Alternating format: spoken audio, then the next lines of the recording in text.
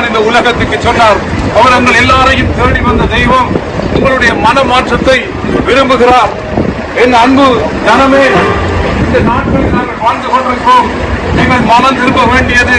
உங்களுடைய சூழ்நிலைகள் மாற்றப்படும், உங்களுடைய நோய்கள் தீர்க்கப்படும், உங்கள் விட முடியாத பழக்க வழக்கங்களிலிருந்து நீங்கள் விடுதலையாக முடியும். இந்த வசனத்தை இந்த இடத்திலே கேட்டு உங்களுக்காக நான் ஜெபிக்க விரும்புகிறேன்.